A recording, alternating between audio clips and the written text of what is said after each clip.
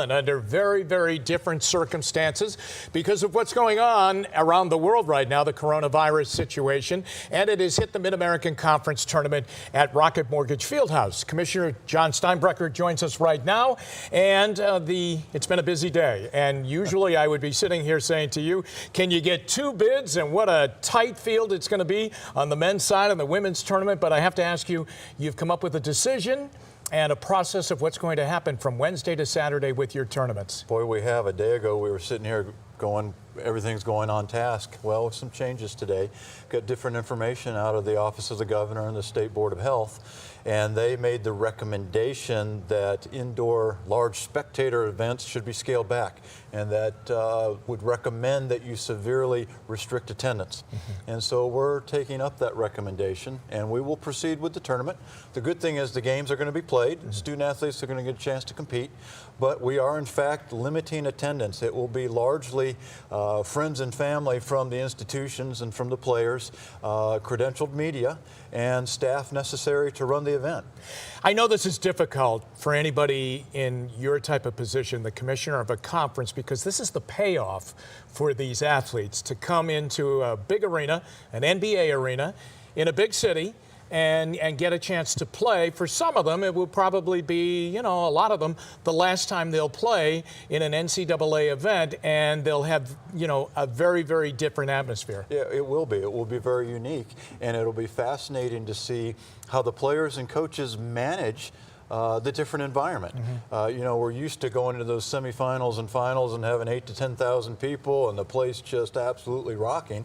Well, we'll have plenty of sound effects. We'll have lots of music and lots of that, but we clearly will not have thousands and thousands of people. And so it'll be a different set of challenges, and that's part of being in athletics. You have to learn to adapt. Yeah, this is going on all around the world, these type of scenarios. For instance, over in Italy, in major professional soccer over there, they are playing in front of empty stadiums, if not canceling matches altogether. And of course, there are other big events that are going to be happening, and March Madness, the NCAA tournament, will begin next week. Let's go back to when you had to break the decision to the various schools in the conference. How did they take it?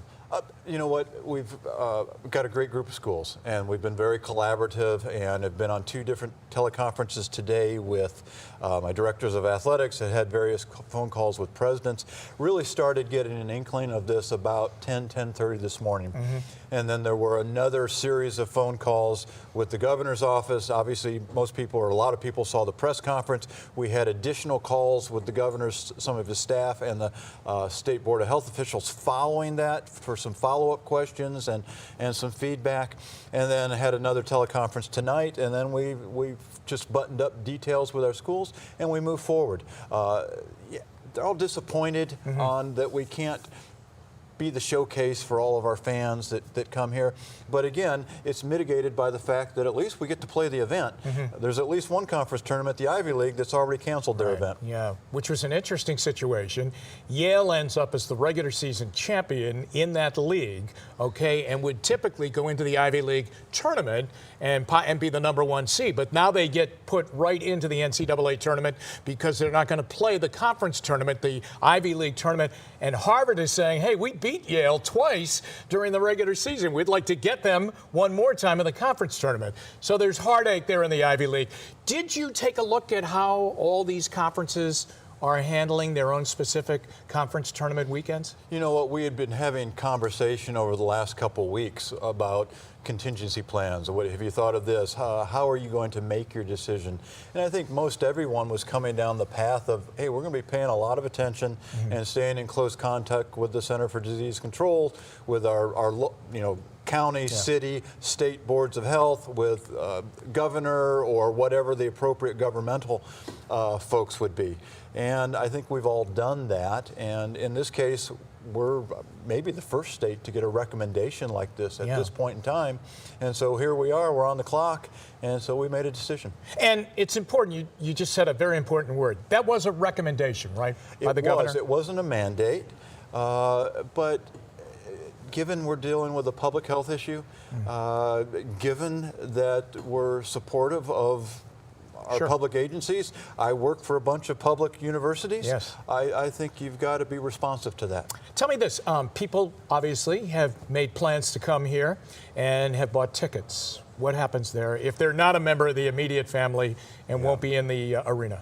For individuals who have purchased their tickets through Rocket Mortgage Fieldhouse, they will be receiving an email from the organization either later tonight or tomorrow morning giving them instructions on how they can either apply the dollars they spent this year towards next year's event or can get a refund. For people who have bought through other agencies, you will work back through those other agencies starting tomorrow. Same sort of thing. You can apply a credit towards next year or get your refund. I would ask people to have a little bit of patience. At least let's get into tomorrow's business hours before you start lighting up the phones, and we'll work with you accordingly. When you become a commissioner of a conference, I don't know if there is a handbook, but if there is a handbook, is there a chapter for this kind of a situation, or is this just so unique that this is groundbreaking? You know, I had a conversation with the president today, who's also, all universities are dealing with interesting situations with this as well, and we both kind of jokingly said that, you know, this is a new chapter for both of our books, and it is. Kind of uncharted territory, but again, you take the best information you can get, you think about what's in the best interests of the participants and of the fans, and you move forward. Can we go to basketball? Absolutely. Okay, here we go. Great MAC year. Let's talk about the men just for a second. Wide open. I mean, when you came and visited with me last year, I would say to you, it's going to be tough to knock off Buffalo. Okay, and in some years you've had a definitive favorite coming into the weekend here in Cleveland. I don't know. I know Akron's the #1 seed, and they played very, very well to get it. But I have never remembered it being so wide open that anybody, including some teams that were lower seeds that got hot right around tournament time, that could come up and really bite some people and end up being a factor in the tournament. I don't remember it ever being as wide open as it is in these next few days. I would agree, and I would emphasize that has nothing to do with mediocrity. It has to do with a lot of very, very good teams. And we're ranked 12th of the 32 conferences. I mean, we're a good league. And through our conference games this year, half of those games were decided by 6 points or less. Of that half, the other half of them was by 3 points or less. I mean, we've had incredible competition, and it's shown, and I would expect nothing less in the days to come. So you will send a good champion and a well-tested champion into the NCAA tournament. I have no doubt that whoever emerges from this tournament has the ability to go into the tournament and win some games. On the women's side, tell me about that. Central Michigan has had a phenomenal year.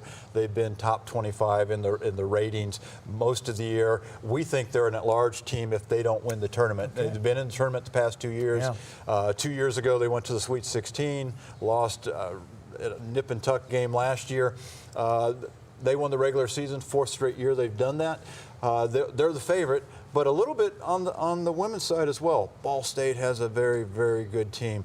I think Kent State just down the road, really good team, and several others. So I expect robust competition both on the men's side and on the women's side. Exposure-wise for the tournament, okay? Pretty much an empty arena, and you've explained that. Television, radio. Very important. Expect the ratings to boom on both. Yeah, I would say, yeah, right.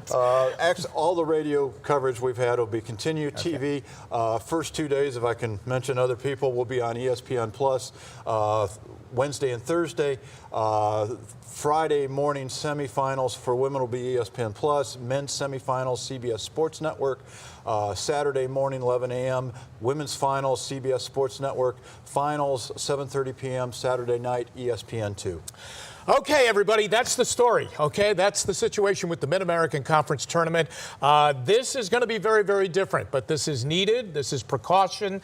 This is safety. And this is the scenario for Rocket Mortgage Fieldhouse with some tremendous teams coming into town. So follow it however you can. Thanks a lot for your time. Good to be with you.